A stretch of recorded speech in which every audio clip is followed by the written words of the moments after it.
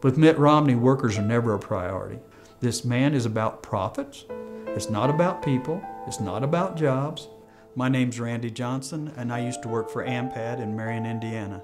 On July 5th, there was a notice put on the bulletin board that tells us that our employment with SCM would be terminated and that we would have a meeting with the new owners of AMPAD. And you will be given applications, and we will let you know if we decide to hire you.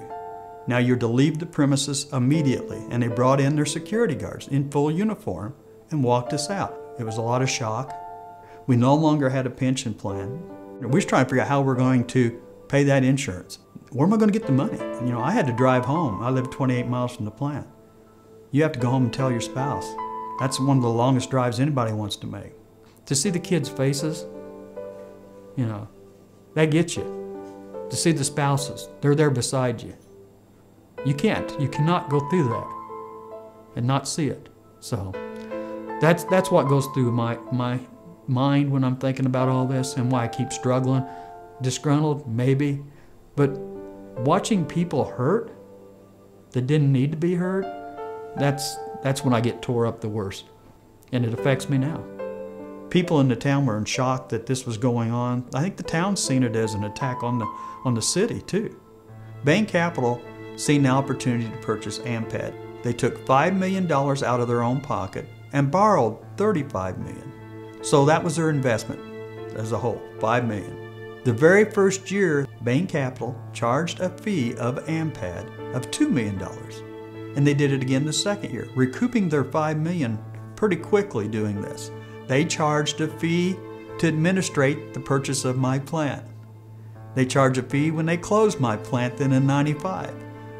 By the year 2000, it was $400 million in debt. AMPAD couldn't even pay the interest on that loan. Bain Capital had taken $100 million from AMPAD, and because it was a separate entity, let it go bankrupt and they walk away scot-free. And that $100 million, they use it to invest in other companies or do something with, or put it in bank accounts, whatever they want to do. We don't know because it's a private company. It's driving up debt. And it always leaves not only the workers and the families tore up, but the communities. Just think how many businesses are lost because they'll no longer have a revenue in that town.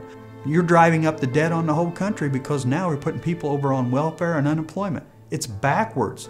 It destroys the country, it doesn't build the country.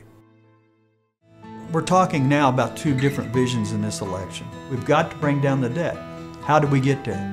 You just cut, slash, and burn and put people out on the street, off the unemployment, off of welfare. That's not going to fix this country. Start getting more and more jobs and they will pay taxes and pay down the debt. We don't have to count on the wealthy. Jobs pay it down.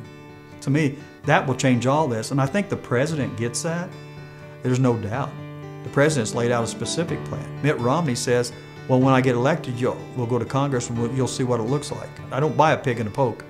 I mean, that's kind of my terminology from the Midwest. A lot of times, we just don't do that way. Yeah, tell me what you're going to do, what you're trying to accomplish. He just sees it in black and white. He doesn't see it as, okay, I'm going to try and grow a company and do something good. I don't see the workers as an asset. I don't see management as an asset. I don't see any of that. That's what this fight was about.